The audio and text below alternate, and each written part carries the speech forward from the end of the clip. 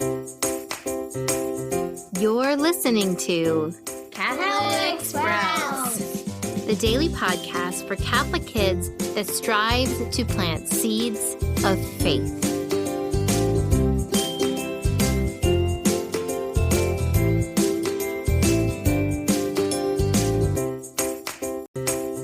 Hey there, Sprouts. Today is Friday, January 6, 2023.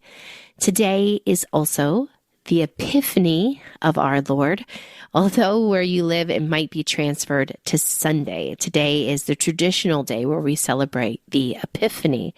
Before we talk about this important feast day, however, let's pray through our verses we are memorizing as part of the Be a Saint Kids Club, Deuteronomy chapter 6, verses 4 through 9.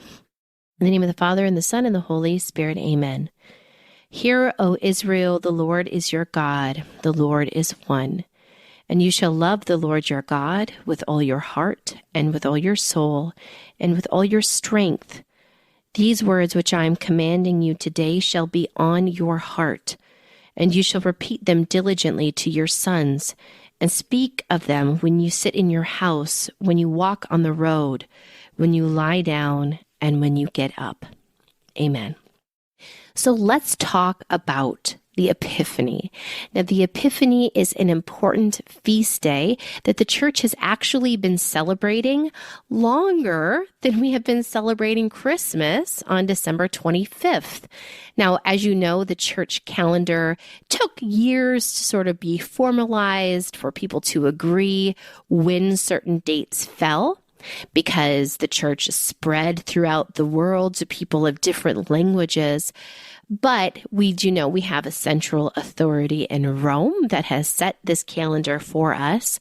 But the Epiphany is something that people were celebrating from the very beginning.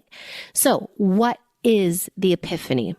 Well, in our church, we believe that the Epiphany is when the wise men, or the three kings, which we sometimes refer to them, arrived and offered gifts and worship to Jesus Christ. We don't know a lot about these three men. We hear that they were from the East, that they were learned, and that they followed a star to come and find Jesus, his mother, and Saint Joseph. When they arrived, they acknowledged that he was a king, and they bowed down in worship, offering him gold, frankincense, and myrrh.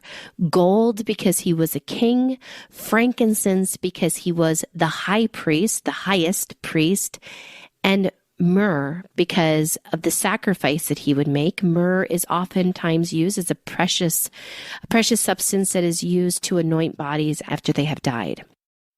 So we also know that they first stopped by Jerusalem and talked to Herod, but that they did not go back and bring Herod to Jesus because they knew that he had bad intentions. So this is it's a fun thing to remember, but it's very important to us, especially us who are Gentiles, who do not have a Jewish heritage. St. Augustine of Hippo, who lived in the 300s and 400s, so a long time ago, he wrote about how on Christmas, the angels proclaimed the birth of Jesus Christ to Jewish shepherds, how they left their flocks and they went and worshiped Jesus. But then God led Gentiles, people who were not Jewish, to Jesus through the star, the three wise men. And at the Epiphany, we celebrate the whole world being invited to come and worship Jesus Christ. And so for us, and maybe you are Jewish, I am not. I don't have any Jewish heritage. I'm a Gentile. The Epiphany is the day where I celebrate being called to come and worship Jesus, to place my gifts before him, to acknowledge that he is the newborn king, the high priest, and the ultimate sacrifice for my sins. Now, there are lots of fun ways that we can celebrate the Epiphany of the Lord. There's a special cake you can make. You can pretend to be a king and a queen for a day, but it is a beautiful way to recall just the great gift that God gave us on Christmas, the gift of his son. and how when we receive that gift, we are called to be like the kings and to give gifts in return, to not only give gifts to each other out of love, but so much more importantly, to give ourselves, our very selves, what we have been praying about through those verses in Deuteronomy, to give all of our hearts, our minds, our souls, our strengths back to God as a gift. And because He is so generous, when we give Him these gifts, He will transform us.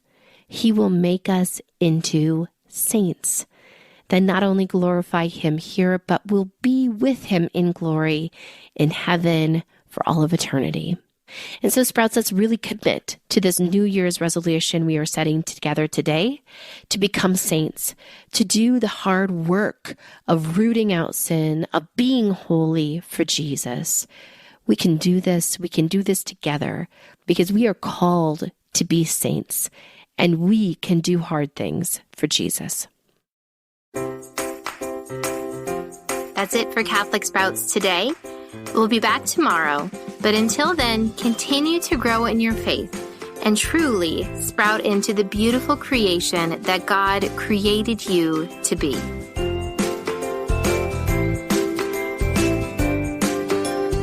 Once again, we'd like to wish you a very happy and holy new year.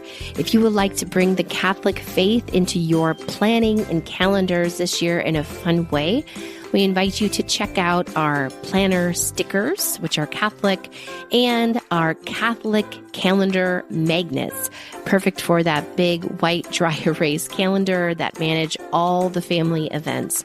Both are on a special sale this week only, and you can find a direct link to check them out in the notes for this podcast episode.